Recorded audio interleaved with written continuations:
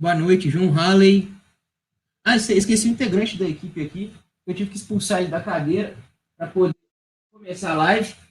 Esse aqui é o Pasta, o integrante surpresa para a live, tá? Vai estar dando todo o apoio dele aqui, apesar de ter roubado a cadeira dele.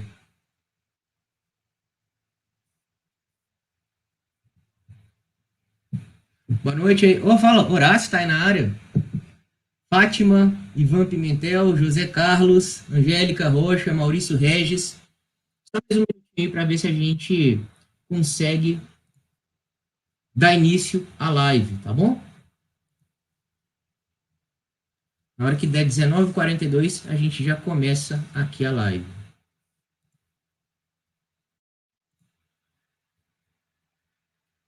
Boa noite. Boa noite. Minifolha Mangará. Tudo bem, pessoal? Como é que tá aí? Como é que tá essa noite aí? Muito calor? Aqui tá um calor terrível. A gente tá aqui perto de Belo Horizonte e tá muito quente, pessoal. Muito quente. Se eu começar a derreter aqui, vocês não reparem não, tá? Boa noite, Teacher Débora. Tratamento literário, boa noite. Aí, ó, a Kátia falou que também tem 3 assistentes gato. Boa noite. Luiz Fagundes de São Paulo. São Paulo, SP. Decisivo da eleição aí, né? BH tá chovendo? Nossa senhora, espero que não chegue aqui, viu? Por favor, gente. São Paulo tá chovendo forte? Bom, vamos começar aí, tá, gente? Quando eu olhar, eu tô lendo as mensagens de você, tem um monitor aqui do lado, tá? As mensagens que vocês me mandam. E quando eu olhar para cá é porque eu tô aqui na minha colinha, tá? Eu preciso de um roteirinho aqui para me dar uma ajuda. Eu vou começar aqui falando sobre o que a gente vai aprender nessa aula, tá? A gente vai aprender alguns dos principais conceitos que formam a profissão de redator SEO, né? Por exemplo, onde ele se encaixa no marketing, né? A gente vai dar uma contextualizada total, né? Para a gente falar um pouquinho sobre diferentes estratégias de marketing e onde que a gente se encaixa, porque entendendo o que a gente tem que fazer, qual é a nossa função, a gente consegue fazer um trabalho melhor, tá bom? A gente vai falar também como vivenciar essa profissão, né? Essa profissão que tem crescido aí a cada dia, dominado grande maioria aí pelos redatores freelancers, né? E nós vamos falar aqui como você consegue, por exemplo, cobrar mais por palavra, escrever só sobre o que você gosta. E é claro, né? Não precisar ficar procurando cliente, afinal de contas, para quem é redator, tempo é um ativo, né? Então, se você gasta muito do seu tempo procurando clientes, ativamente buscando clientes, provavelmente você vai se dar mal, né? Afinal, você precisa escrever, e esse é o trabalho de um redator, e não um vendedor, né? Acho que às vezes também é. Eu vou falar um pouquinho sobre mim aqui, tá, gente? E eu vou poupar vocês da minha cara feia um pouquinho. Poupar não, né? Eu vou deixar ela reduzida aqui.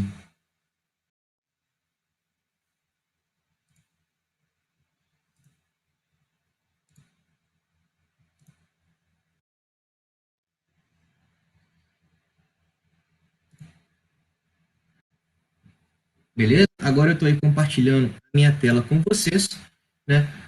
Para começar a nossa aulinha de redator SEO. Um passo a passo para se tornar um mestre na redação e otimização de páginas. Falar um pouquinho sobre mim, né? Foram orientações aí, eu sou um cara que sou um pouco tímido para falar de mim mesmo, mas me pediram, então vamos falar, né? Eu sou redator SEO, já tenho aí 7 anos, ou um pouco mais de 7 anos, tá?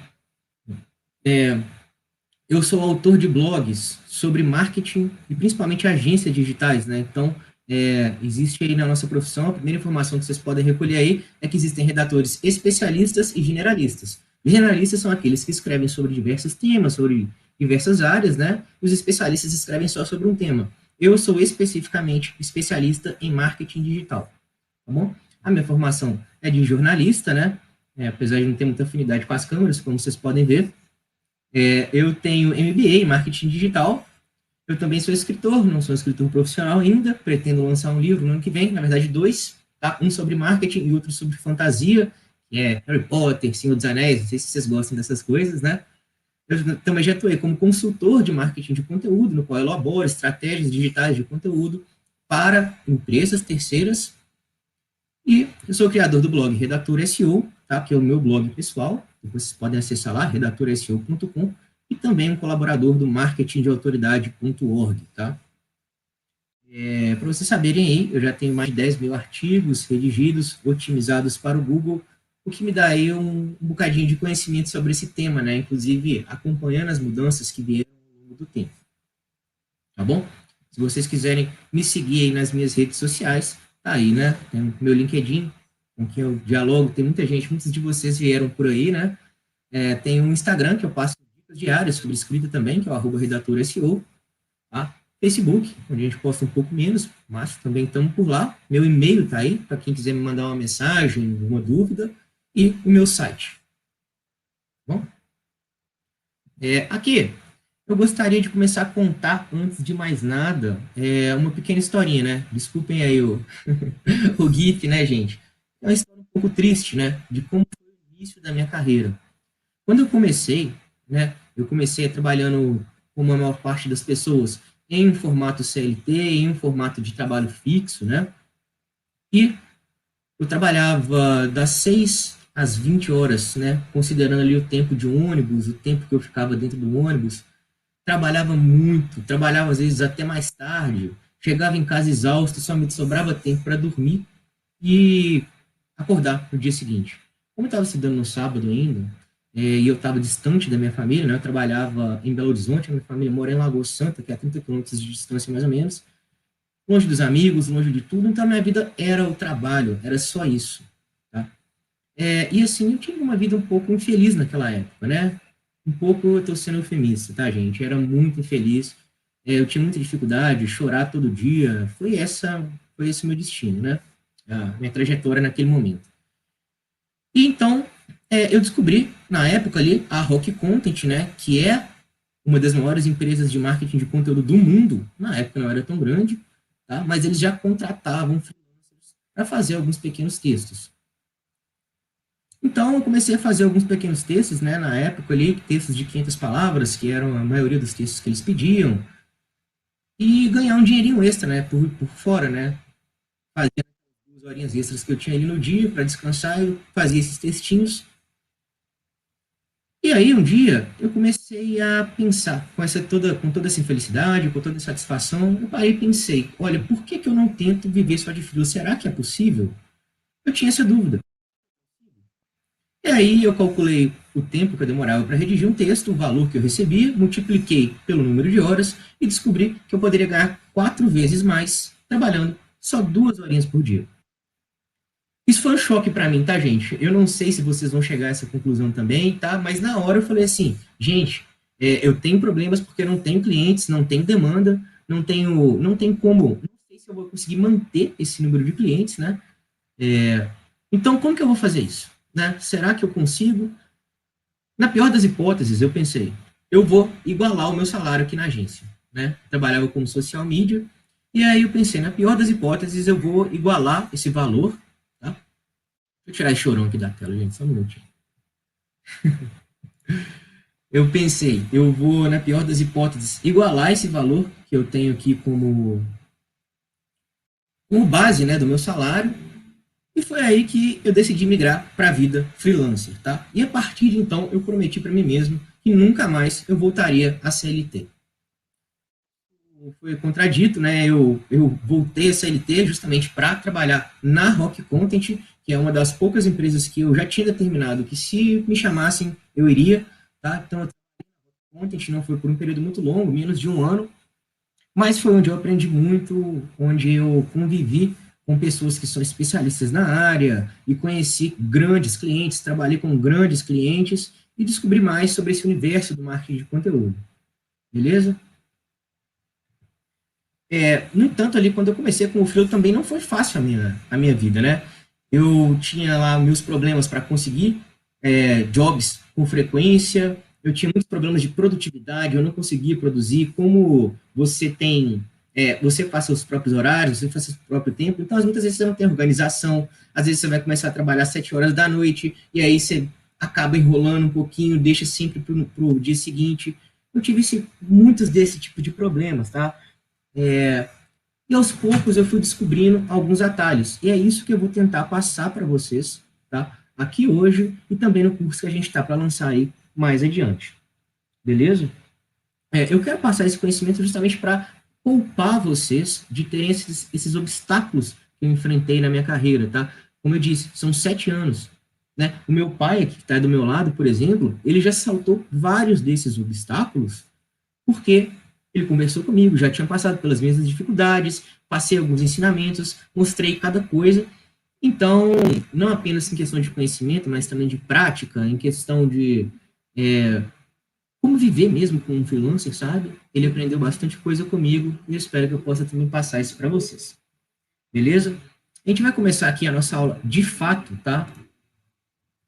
Falando sobre o fator Google e por que é importante que a gente aprenda sobre o Google. Porque um redator freelancer, um redator SEO, trabalha com o Google, né? O nosso objetivo é posicionar páginas de blog no Google, tá bom? Antes disso, vamos entrar aqui um pouquinho no Google comigo, vou chamar para vocês para me acompanharem aqui no Google. E vamos fazer algumas buscas aqui para a gente entender o que é a intenção de busca, tá? A intenção de busca é o que o usuário quer encontrar como resposta, né? Então, muitas vezes, a pessoa, uma palavrinha pode mudar aquela intenção de busca que ele tem. Vou falar aqui alguns exemplos para vocês compreenderem como o Google tenta entender o que o usuário quer dizer, tá bom? Eu vou colocar aqui, por exemplo, comprar machado. Então, esse aqui é uma intenção de busca transacional, né? A palavrinha comprar mostra para a gente que ela é transacional. E isso significa o quê? Que a gente quer comprar um machado, né? Tá bem claro. Tá? Então, vamos aparecer aqui opções, machado de lenhador no Mercado Livre, machados e pás numa empresa aqui, beleza? Agora, se eu mudar só uma palavrinha aqui e colocar mapa,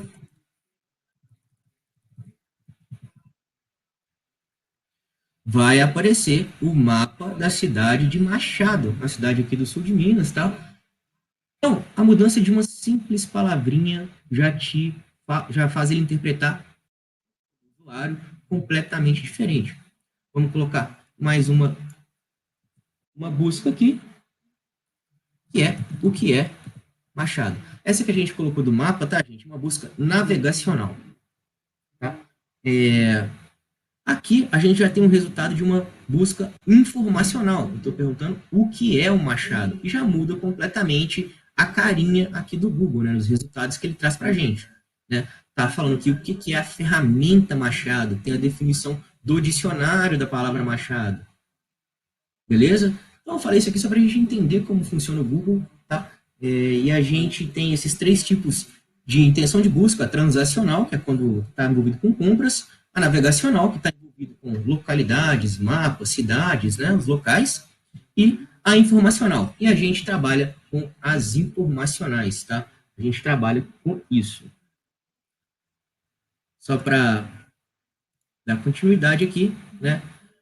Deixar bem claro, o Google é um robô, também conhecido como Googlebot, né? Ele é baseado inteiramente complexa, né, em que cada vez que o usuário realiza uma busca, ele faz essa equação e tenta encontrar a resposta para ele. Qual é a equação? Não dá para saber. O Google não informa para a gente. É por isso que existe todo o universo tentando entender como o Google funciona para que as suas páginas se posicionem ali no topo do Google. Bom? A gente vai falar um pouquinho sobre blog. O blog, que é a casa do redator, tá bom?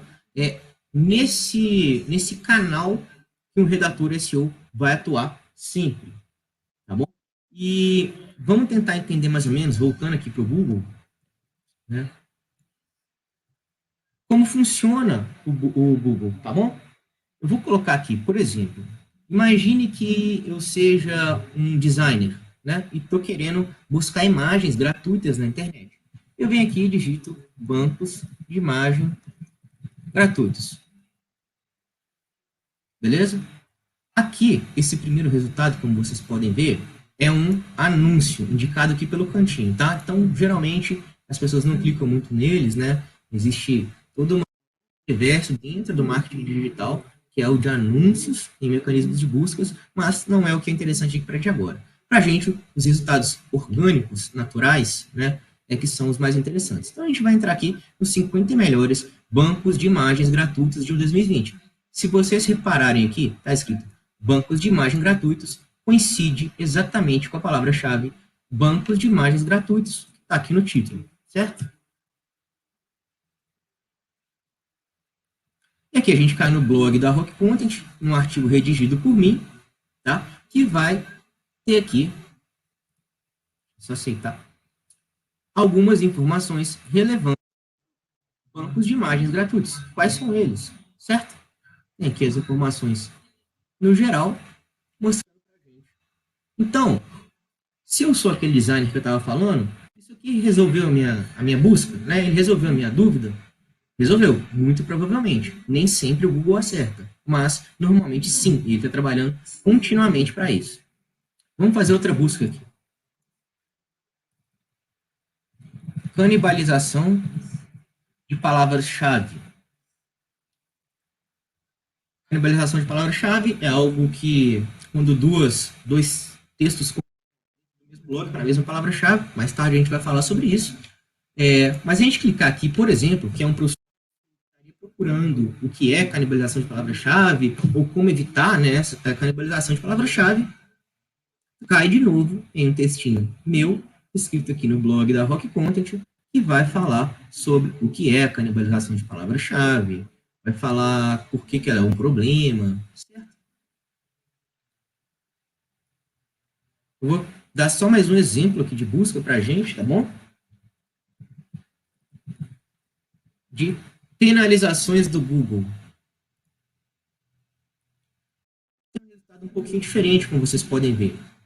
Antes do primeiro resultado, que é esse aqui, né, do postchrome.com, a gente tem isso aqui, que é essa caixinha diferenciada que tenta responder a dúvida do usuário, tá, de uma maneira mais rápida, sem que ele precise nem clicar no artigo. Isso aqui é chamado de snippet. Tá? Ele vem em diversos formatos. Tem alguns que são tabela, tem alguns que são em listas numeradas, mas esse aqui também é conhecido como a posição 0 do Google. É provavelmente a posição que a gente quer pegar. Ela é um pouco mais complexa, exige umas técnicas mais avançadas, mas é a melhor posição que tem para a gente pegar. Responde a dúvida do usuário rapidinho. Bom?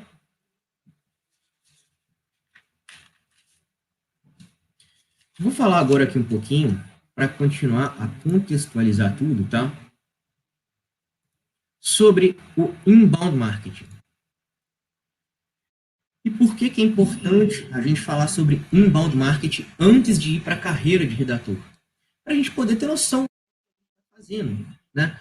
Se você não souber o que é o inbound marketing, como você trabalhar apenas numa fábrica de carros, colocando parafuso e sem saber para que você colocou aquele parafuso, sem saber para que serve a roda do carro. Então é muito importante a gente contextualizar isso para a gente conseguir compreender qual é a nossa função dentro do marketing, tá? Inbound marketing é sinônimo de marketing de entrada. Eu gosto muito de usar esse termo em português, não tem muita gente que usa, tá, gente? Mas eu gosto muito desse termo, tá? Dessa tradução quase literal aí. Por quê? Porque no marketing de entrada, é o consumidor que vai até a empresa. Se você pegar o marketing tradicional, aquele modelo antigo, por exemplo, que a gente tinha aí antes dos anos 80, antes dos anos 90 até, né? E tem até hoje em alguns casos, né? De publicidade, de propaganda, né? Então, a televisão está lá. Ela vai lá, passa o comercial, você recebe o comercial, absorve as informações como você quiser. Então, é uma relação unilateral. Você escuta a empresa tem a comunicação ativa, ela passa a mensagem e você recebe a mensagem. Ponto final. No inbound marketing é diferente. é o consumidor que vai até a empresa. E dessa maneira é muito mais fácil realizar uma venda. Tá? Então, quando é o consumidor que vai ter aquela iniciativa de entrar em contato com a empresa, de buscar informações sobre a empresa, de chegar até ela em algum ambiente que ela domine, que seja algum canal de comunicação dela, é muito mais fácil realizar uma venda do que essa abordagem direta, que é considerada invasiva muitas vezes, né? Quando você recebe um anúncio ali no YouTube, por exemplo, quando você recebe na sua caixa de e-mail uma proposta de negócios, dificilmente a gente realiza essa compra. Por quê? Porque o consumidor digital ele é mais exigente, ele é diferente, ele precisa passar por processos diferentes.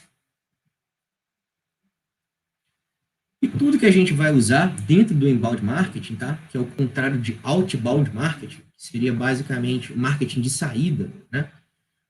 O marketing de conteúdo, ele é de todo o inbound marketing, tá? É através do conteúdo que a gente consegue transformar um completo desconhecido em um cliente. E é por isso que as pessoas contratam redatores SEO, redatores freelancer como a gente. Eles querem transformar uma pessoa que não conhece o produto deles, que nunca interagiu com a marca, em um cliente. Beleza? A gente vai falar um pouquinho como a gente vai fazer isso, tá?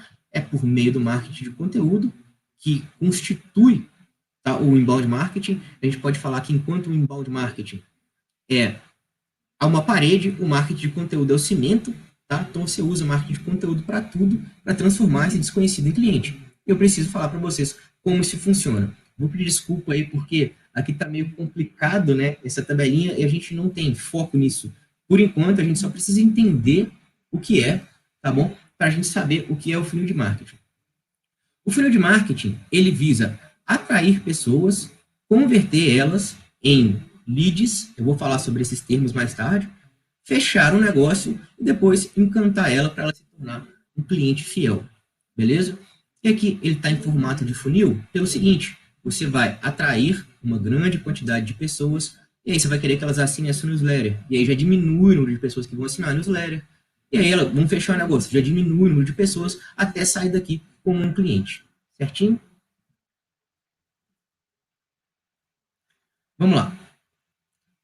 A gente, como redator SEO, tá? A maior parte dos artigos que a gente vai redigir são para essa etapa aqui, a etapa de atração. Mas é claro, existem artigos que são escritos para cada uma das etapas aqui. E nós vamos falar um pouquinho sobre cada uma dessas etapas. Tá? É bom a gente falar isso já conhecendo a jornada do cliente, tá? Vamos supor que esse aqui seja o João Paulo, tá bom? Depois eu vou falar um pouquinho dele. Então, como que você vai atrair um completo desconhecido para as suas páginas, para a página do seu site? Basicamente, escrevendo artigos para o Google. Imagina que o João Paulo ali está falando, né? Ele queira,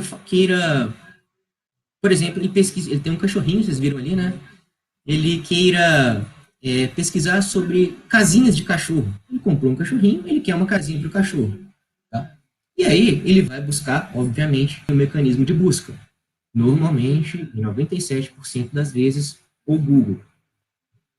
E aí ele vai cair num artigo que está escrito lá, como as melhores casinhas de cachorro do mercado. Como criar a sua casinha de cachorro. Artigos com esse título aí. Ele vai fazer esse tipo de busca para cair e vai cair lá no seu blog. E você, né, que é uma empresa vendedora de casinhas de cachorro ou artigos para pets, esse tipo de coisa, vai querer atrair essa pessoa para o seu blog, correto? Então você criou esse artigo e o João Paulo acabou caindo lá no seu blog, beleza? Então, quando o João Paulo clica no Google e vai para o seu site, ele está de desconhecido e se transformou em um visitante. Como é que funciona a segunda etapa do funil de vendas? A conversão. Tá? Imagina que no final desse textinho que o João Paulo leu, tenha lá um convite para ele. Tá? Ele está escrito lá. Se você gostou desse artigo, quer saber mais sobre o mundo pet, quer saber mais informações sobre como cuidar do seu cachorro, inscreva-se aí na nossa newsletter. E assim você vai receber na sua caixa de entrada diversas mensagens todos os dias. Legal. Percebam que isso é marketing de entrada. O João Paulo que foi até a empresa não ofereceu nada para ele ainda, tá só oferecendo informações gratuitas, de maneira natural, de maneira orgânica, e o João Paulo está tomando as decisões por si mesmo. Tá? Quando ele se inscreve em uma newsletter, né, o visitante João Paulo se inscreve em uma newsletter, ele se torna o que a gente chama no marketing de lead, que é alguém que forneceu o próprio contato para que a empresa tenha uma comunicação regular. E como que a gente vai fazer isso? Normalmente, tá? Na maior parte das vezes, via e-mail.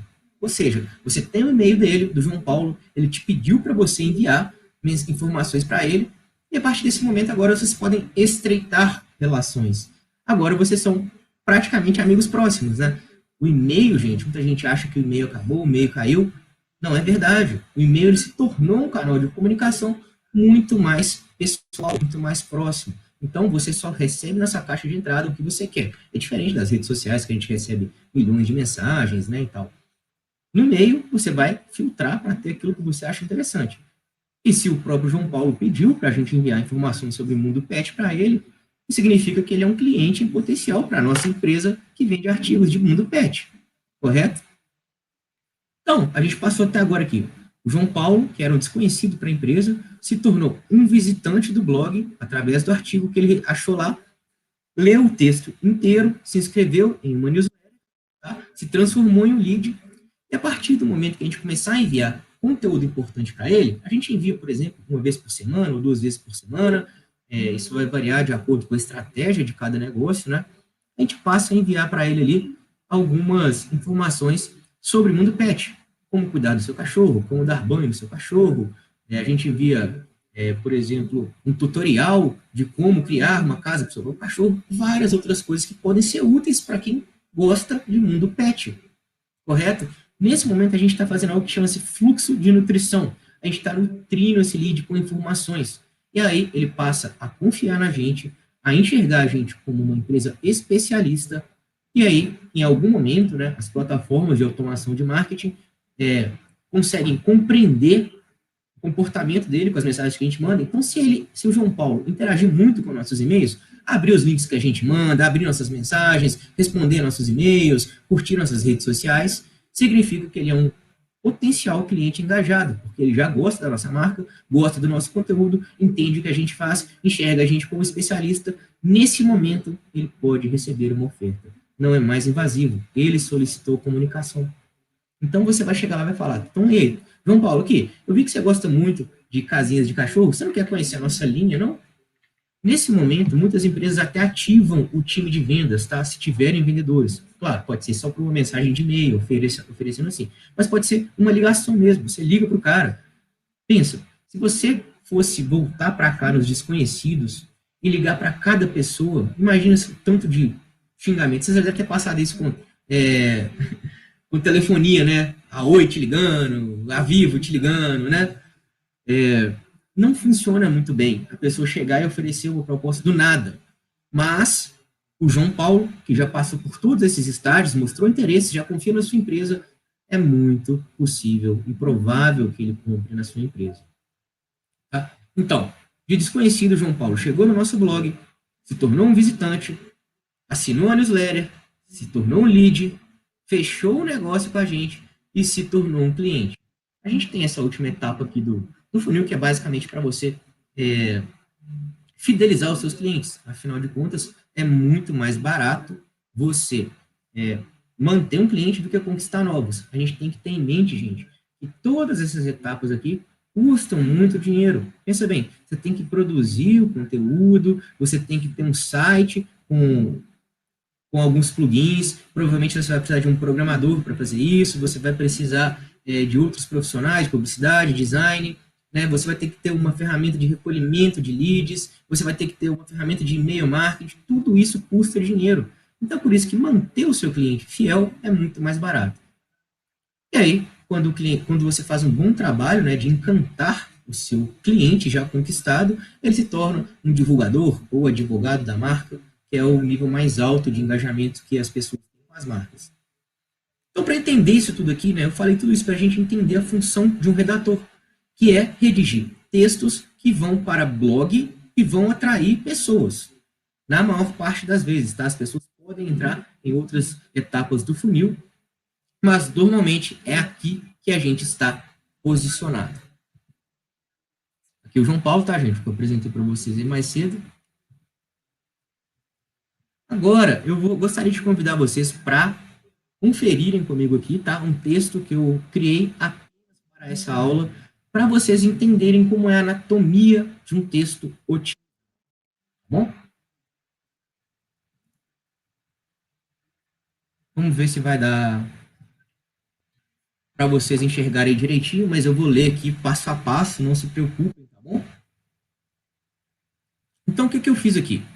Eu criei um negócio fictício, um negócio que não existe, tá? Só para a gente fazer essa aulinha aqui. O nome do negócio é Agência Lápis Lazuli. Ela presta serviços de criação de artigos, redes sociais e e-mail marketing. E a Lápis Lazuli, gente, ela vai ser a nossa contratante. Imagine que você é um redator freelancer, está lá na sua casa, né? Esperando propostas e ofertas. E aí, a Lápis Lazuli entra em contato com você e fala, olha, vi que você é um redator SEO, a gente precisa escrever alguns artigos aqui para o nosso blog. Você topa? Você fala, topo. Beleza? O blog da Lápis Lazuli é www.lapislazuli.com.br/blog. Não precisa procurar, não existe esse blog, tá? E aí a gente vai entrar em outro conceito muito importante, que é o de persona. A persona, ela é normalmente, tá, ou deveria ser, criada pelo próprio cliente que vai te contratar. Mas existem alguns redatores que fazem esse serviço também, é até importante que a gente saiba fazer, para a gente saber para quem a gente vai falar, tá bom? Então aqui, a gente tem a Sônia, que é analista de marketing de pequena empresa, tem 32 anos, formada em publicidade e propaganda, deseja aplicar estratégias de marketing de conteúdo, mas sofre com a concorrência. Acessa principalmente o Instagram e o LinkedIn para se informar, e a gente pode ajudá-la implementando uma estratégia de conteúdo para conseguir mais clientes. Esse conceito, gente, ele é bem diferente de público-alvo, que era utilizado na propaganda tradicional, no marketing tradicional. Por quê? No conceito de público-alvo, você tem lá jovens entre 15 e 23 anos, sexo masculino, que residem em Recife, por exemplo. Aqui não, a persona ela é muito mais específica. E para a gente que está redigindo textos, esse é um dos conceitos mais importantes para você saber com quem você está dialogando e poder direcionar o seu texto, né? Então aqui, vamos supor, a agência Lápis Lazuli, ela trabalha com quem? Ela faz serviços de criação de artigos, redes sociais e e-mail marketing, então ela quer atrair pequenas empresas, certo?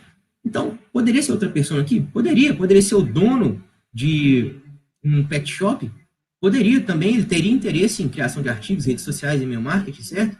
Poderia ser o estagiário de marketing de uma empresa grande? Poderia. Poderia ser o CEO de uma multinacional? Poderia. Mas nesse caso aqui, para esse texto, é a Sônia, analista de marketing de pequena empresa, 32 anos. Mais para frente vai ficar bem claro, tá? Por que a gente escolheu essa persona e como vai fazer sentido dentro do texto. E aqui são as informações que a gente geralmente recebe em uma pauta. O que é uma pauta? A pauta são os direcionamentos que um redator recebe na hora de escrever um texto otimizado para o Google. Beleza? Então, por exemplo, o cara não pode chegar para você e falar assim, escreve um texto para mim sobre celular aí. Não é assim. Você precisa de informações específicas e claras para que você construa um texto melhor, para que traga resultados para o seu cliente e para que ele fique satisfeito com o seu trabalho, certo? Nesse mundo ainda tem muito amadorismo, tá, gente? Então muitos clientes não vão saber fazer a pauta, não vão te entregar uma pauta interessante, tá? Então às vezes existem profissionais, redatores que sabem fazer pautas, mas é claro, cobram um valor a mais por isso também, beleza? Então aqui eu coloquei o tom de voz, leve, mas sem perder a seriedade. Por exemplo, se você tivesse fazendo um texto para um público-alvo, que a sua persona fosse um skatista, por exemplo, talvez fosse interessante você escrever de maneira mais leve, né? Gírias, com palavrões, às vezes até, já peguei textos assim para fazer, tá?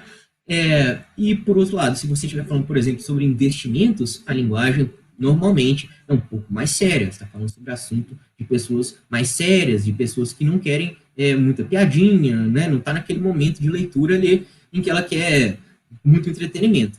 Beleza? Então, aqui é um meio termo nesse texto, né? Tom de voz leve, mas sem perder a seriedade. O título do nosso texto, tá?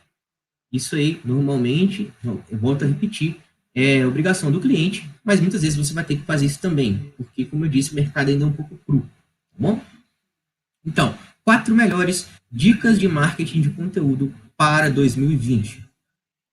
A palavra-chave que a gente tem aqui é o dicas de marketing de conteúdo. E como que a gente chega à conclusão de que essa é uma palavra-chave relevante?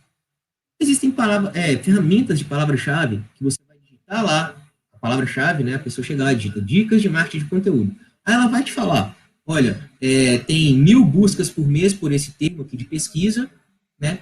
E a dificuldade para você ranquear nela tem diferentes números, né? A maioria vai de 1 a 10, é 6. Ou seja, a gente vai tentar ranquear em primeiro lugar no Google para esse termo de palavra-chave. Esse é o maior sucesso de um redator, quando ele consegue colocar a página do blog em primeiro. Beleza? Algumas vezes, não todas, a gente vai ter, por exemplo, sinônimos, que é para você não ficar repetindo demais, né, a palavra-chave. Por exemplo, content marketing, geração de conteúdo, produção de conteúdo. Tá?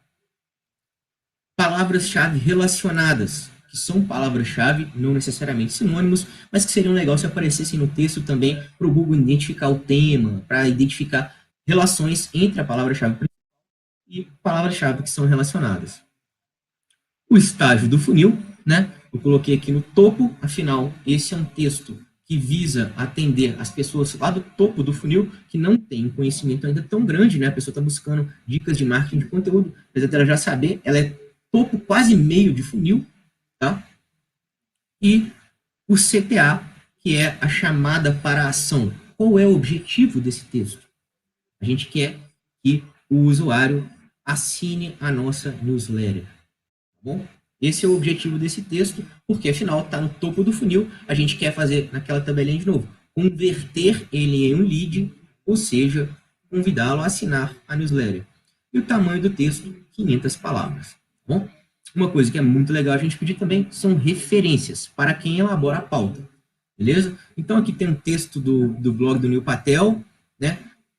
21 táticas de marketing de conteúdo que irão impulsionar seu tráfego de busca, uma do Outbound Marketing, né, dicas de marketing de conteúdo para vendas, e uma do Up to Place, 5 dicas de marketing de conteúdo. Esses aqui, além deles serem referências para a gente, eles também são concorrentes, né, para dicas de marketing de conteúdo, certo? Então, é sempre legal a gente dar uma visualizada nesses artigos, não apenas para a gente pesquisar e entender, né, mas também para a gente saber quais são os nossos concorrentes e tudo que o nosso artigo deve ter para conseguir competir com essas empresas, com esses outros blogs diferentes. Beleza? Aqui tem a intenção do texto. Vamos dar dicas de marketing de conteúdo atuais para educar a persona. Isso aqui é só um direcionamento que o seu cliente pode ou não passar para você. Pode ser que ele passe por áudio no WhatsApp, por e-mail. Mas é muito legal a gente saber qual é a intenção do texto, o que o cara quer fazer. Beleza? E aqui a gente vai começar o texto em si. Então, a gente tem aqui esse título, que a gente vai chamar de título 1, 4 melhores dicas de marketing de conteúdo para 2021. Notem aqui a palavra-chave, que está descrita aqui na pauta, dicas de marketing de conteúdo, já aparece pela primeira vez aqui. Dicas de marketing de conteúdo. Beleza? Aqui a gente tem um table of contents, que seria o similar ao sumário aqui, que eu acho que a gente fala em português, né? Que é um fator de ranqueamento, é importante. Normalmente os clientes não pedem, não vão pedir para você fazer isso. E por que eu coloquei ele aqui? É só para a gente entender como funciona a escaneabilidade. O leitor de internet, ele não lê o texto completo. Ele escaneia a página, ele passa os olhos na página e tenta encontrar a informação que ele deseja. Então, Eu coloquei isso aqui justamente para isso, para ele ver 4 incríveis de... Aqui são os subtítulos, tá, que vão estar presentes nesse texto, são os subtítulos. E aqui, se ele visualizar o texto como um todo, escanear o texto, né, escanear a página, só dar aquela rolada rápida ali para baixo, né, ele vai observar somente os subtítulos. O cara quer saber só sobre o que é ser multicanal, ele vai ler só o primeiro parágrafo. Se ele estiver interessado no outro subtítulo, ele vai ler só um pouquinho daquele outro. Não é linear a leitura do leitor de internet.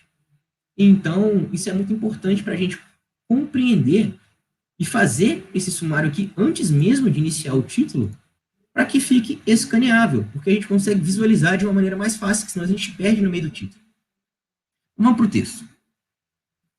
Vamos lá. Eu comecei o texto assim. As buscas por dicas de marketing de conteúdo não param de crescer. Novamente, a nossa palavrinha-chave aqui, dicas de marketing de conteúdo, apareceu no texto. Isso tem um motivo. A demanda por ações de marketing digital aumenta a cada ano. Lembra que eu falei lá das palavras-chave secundárias? Marketing digital já apareceu aqui. E, como você sabe, eu circulei esse como você sabe aqui, porque isso é uma técnica de storytelling, contar histórias. Eu estou me aproximando do leitor, eu estou falando com você. E, como você sabe, é difícil se destacar no ambiente online. No entanto, é possível. O conteúdo possibilita que até mesmo pequenas empresas parem as gigantes do ramo, equilibrando a balança para quem não pode investir milhares de reais. O que eu fiz aqui, gente? Lembra que a gente leu lá que a Sônia, que é a nossa persona, ela é analista de marketing de pequena empresa que sofre com a concorrência. Aqui nessa persona a gente tem quem ela é, os canais que ela acessa, né?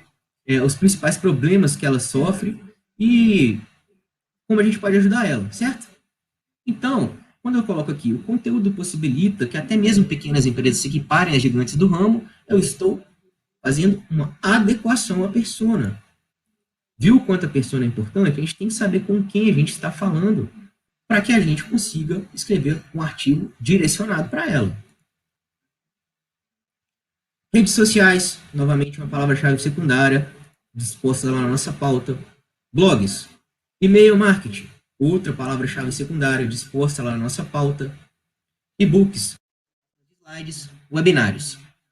Esses são apenas alguns exemplos de canais e formatos utilizados para atrair potenciais clientes sem gastar rios de dinheiro.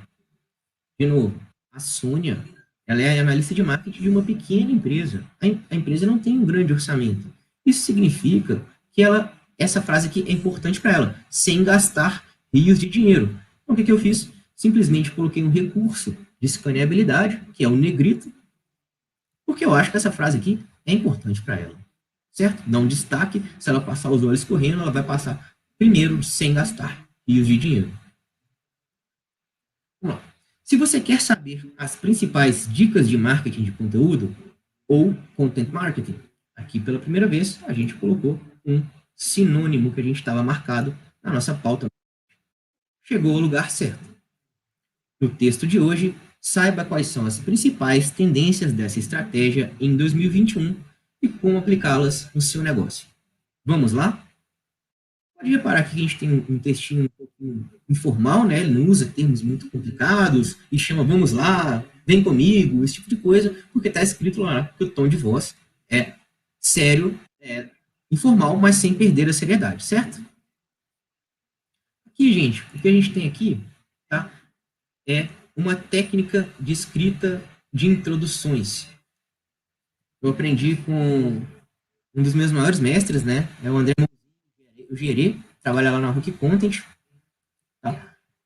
Muitas vezes você vai ficar empacado na introdução. A introdução é uma das coisas mais chatas de se escrever. Então, essa técnica me ajudou muito a desenvolver isso, tá? Que é a técnica APP. Em inglês é Agree, Promise e Preview. Em português, concordar, prometer e prever. Tá bom? Então, a gente vai colocar aqui as por dicas de marketing de conteúdo não param de crescer. O que a gente está fazendo? Concordando com a nossa persona. A nossa persona vivencia isso no dia a dia, né?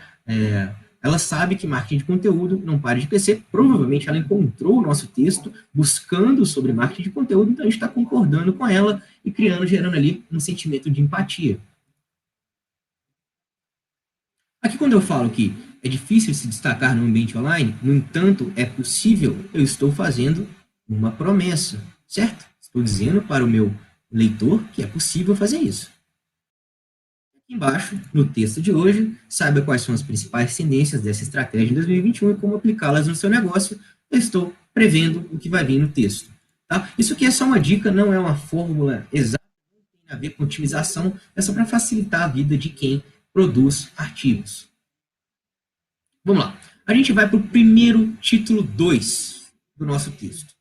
Tá bom? Esse aqui é o título 1, novamente. Existe uma hierarquia de títulos que é muito importante para a otimização, tá? Então, título 2, porque ele está abaixo, um subtítulo, subtópico do título 1.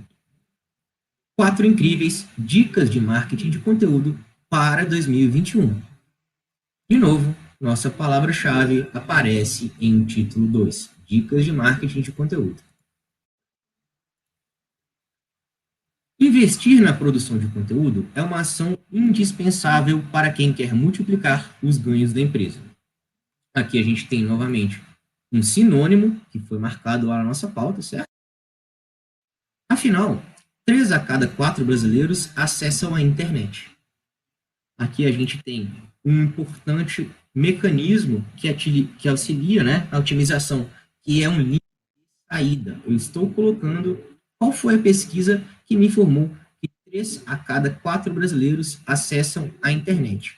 E isso tem 2 funcionalidades. Uma, enriquecer o texto com uma informação falando que 3 a cada 4 brasileiros acessam a internet.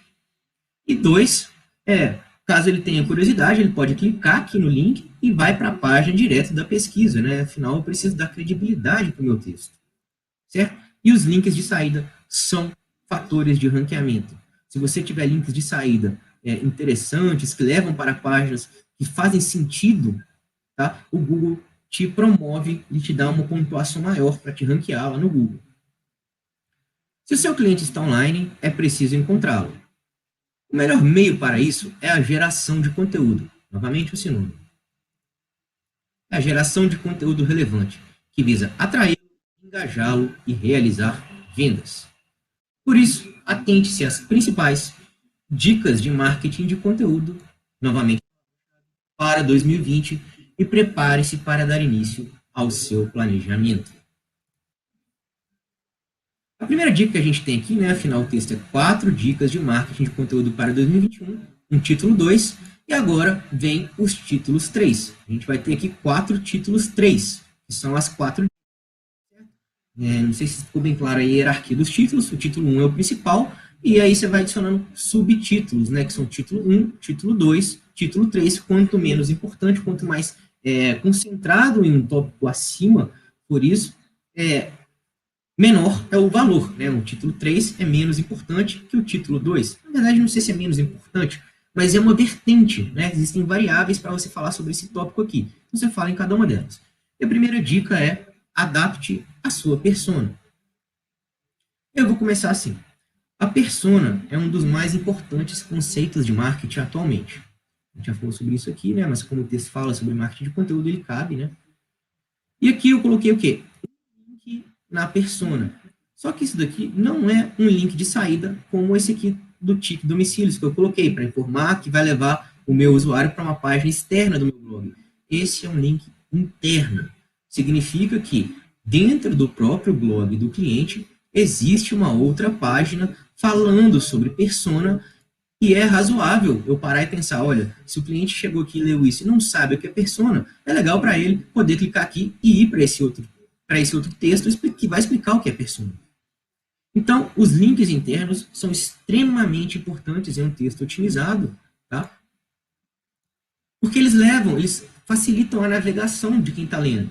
Né? Eles facilitam a encontrar informações, ir para outras páginas do blog e também agradam a estrutura, o robô lá do vocês, né? O Google gosta disso com sites bem estruturados. Mas lembrando, desde que faça sentido. Nesse caso aqui, o link é www.lapislazuli.com.br/blog/persona, o que indica que o texto fala sobre persona. Né? Não adianta eu colocar aqui o texto sobre persona, onde está falando sobre geração de conteúdo.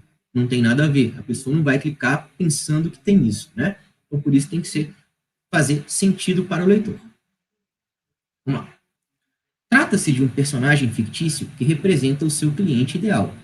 Ele é muito valioso, principalmente para profissionais de comunicação que pretendem dialogar diretamente com um determinado público. Por isso, na hora de realizar o seu plano de marketing de conteúdo, vale a pena dedicar um tempo para conhecer o tomador de decisões e acertar em cheio na hora de produzir peças de conteúdo.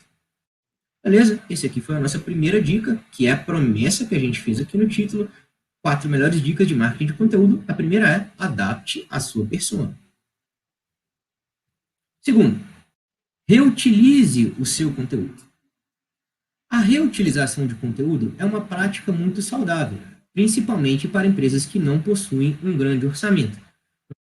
Adaptando aqui a realidade da Sônia, lá, que é analista de marketing, novamente, né, como ela não tem um grande orçamento, a gente está dialogando com ela. Alguns exemplos de peças de conteúdo que podem ser convertidas em novos materiais são blog posts em e-books, blog posts em infográficos, infográficos em social posts. E aqui, gente, eu usei esse recurso chamado bullet points, né, que são essas bolinhas em formato de índice, que elas facilitam muito a leitura, tá? Principalmente em dispositivos móveis, né, o cara ele passa rapidinho os olhos aqui, ele consegue compreender a informação de maneira mais fácil. Então, sempre que possível, eu gosto de colocar os bullet points, tá? Não gosto de forçar a barra para colocar eles, claro que não, mas se possível, é muito mais fácil para ele ler só os bullet points, né? Ele lê aqui uma parte ou outra do texto e ele já compreende a informação como um todo em formato de uma listinha, entendeu? Isso facilita, novamente, escaneabilidade, o passar de olhos. E esses são apenas alguns casos. Existem diversas outras variações que podem ser adicionadas ou modificadas para caber em outros formatos. Terceira dica, seja multicanal. Outra relevante dica de marketing de conteúdo, mais uma vez a nossa palavra-chave, é o uso de múltiplos canais. Mais uma vez, coloquei um link interno, porque a gente tem outro post aqui no blog da Lápis Lazuli que fala sobre canais de comunicação de marketing. Beleza? A web proporciona uma variedade de possibilidades. Certamente, a sua persona está em uma delas. Lembre-se, quanto maior a sua abrangência no mundo virtual, melhor a sua presença digital. Aqui a gente está falando sobre múltiplos canais de marketing. Então, eu achei interessante colocar aqui uma tabelinha falando aqui quais são os principais canais de marketing: blog, Facebook, Instagram, WhatsApp, Twitter, LinkedIn, e o potencial de usuários que existe em cada um deles. Tá bom? Eu não sei se esses dados aqui estão muito corretos, viu, gente? Eu fiz uma busca rápida, não fiz uma busca nem atual, nem nada, é só para criar esse textinho fictício aqui. Mas eu estou colocando uma tabela que vai facilitar a compreensão e ajudar o leitor. A gente tem que ter sempre em mente isso. A gente precisa ajudar o leitor. Um formato de tabela facilita com que ele compreenda as informações de uma maneira mais fácil, né? Uma maneira mais clara, mais direta. Ele não precisa ler um textão. Eu não vou colocar aqui. O primeiro canal é o blog, que tem um potencial de usuários de 134 milhões. O formato de tabela funciona melhor. É importante frisar, no entanto, que é preciso se manter ativo nos canais propostos. Criar um perfil ou página apenas para tê-lo pode ter o efeito contrário. Quarta dica: contrate uma agência digital de confiança. Aqui a gente já passa a puxar um pouquinho de sardinha para o nosso negócio, né? Para o negócio do nosso cliente, por exemplo. Né? O nosso esses serviços, é uma agência digital, a gente puxa um pouquinho de sardinha, mas de maneira nenhuma. No topo do funil, a gente não fala sobre os serviços que a gente oferece, ou seja, o que o nosso cliente oferece, porque, como eu disse lá no funil de vendas, quem está aqui nesse estágio do funil não está preparado para receber uma oferta. A gente precisa trabalhar um pouco mais, ele precisa assinar a newsletter, ele precisa receber a newsletter, interagir com algumas mensagens, certo? Mas a gente já começa, né, a dar aquele clique lá no leitor, né? A criação de conteúdo certamente é uma tarefa trabalhosa. Por isso, é válido contar com o auxílio de empresas especialistas no assunto. As agências digitais de conteúdo, mais uma vez, um link interno, porque no nosso blog lá do lapislazuli.com.br tem um texto falando sobre agências digitais de conteúdo. As agências digitais de conteúdo surgiram para suprir essa necessidade. Muitas delas, inclusive, oferecem planos para atender a demanda até mesmo de orçamentos mais enxutos, adaptação à nossa persona, a Sônia, de orçamento baixo. Finalização, que é também conhecido como conclusão do texto, né? Não precisa ser muito grande, inclusive eu recomendo que seja o menor possível, tá? Então, essas dicas de marketing, mais uma vez, a nossa palavra-chave, foram úteis para você? Uma coisa que eu acho importante a gente falar aqui é sobre a densidade da palavra-chave. Vocês viram que dicas de marketing de conteúdo era a nossa palavra-chave, ela apareceu nesse texto aqui, se eu não me engano, 5 ou 6 vezes. Normalmente, eu acharia esse número um pouco exagerado. Não existe uma fórmula pronta de quantas vezes ela pode se repetir ou não. A questão é, ela precisa ser natural. A gente não deve forçar ela diversas vezes, a gente não deve também escrever pouquíssimas vezes, tá?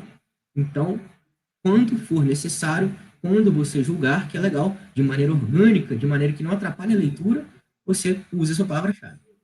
Enfim, a gente chega no CTA, na chamada para ação. Se sim, inscreva-se na nossa newsletter. E aqui já tem um link, o cara vai se inscrever. Pode ser que ele venha em formato de imagem, pode ser que já tenha um box para o cara já colocar o e-mail direto e assinar, beleza? Para assinar a newsletter e ele passar por próximo estágio dentro daquele panorama do funil de vendas que a gente passou no começo. Frequentemente enviamos informações sobre esse universo para mantê-lo informado e mostrar que é possível se destacar no mercado. Então, essa é a anatomia de um texto otimizado para o Google. Tá? Eu tentei usar a maior parte de recursos, isso aqui é um texto simples. Claro, existem diversos outros fatores de ranqueamento, existem diversas que não deu para a gente contar aqui, mas isso aqui é um texto básico que provavelmente, se a gente publicasse em um blog, ele se posicionaria para a palavra-chave dicas de marketing de conteúdo. Só para deixar claro, tá? A palavra-chave ela não precisa ser exata sempre. Às vezes o seu cliente pode pedir isso, mas é desconhecimento dele. Tá? Se eu colocar dica de marketing de conteúdo ou dicas de content marketing, o Google ele tem ele tem algo que a gente chama de indexação semântica. Tá? Desculpa, me deu um branco aqui, pessoal. Indexação semântica. Lexical Semantic Indexation. Desculpa, meu inglês péssimo, tá, gente? Mas, basicamente, ele entende quando você faz pequenas modificações assim. Tá bom? Então, não tem problema, ele vai entender que é a mesma coisa, tá? Não precisa repetir a palavra-chave dicas de marketing de conteúdo diversas vezes, porque ele entende essas pequenas variações. Tá bom? Bom, pessoal, a gente vai chegando aqui ao fim da nossa aula.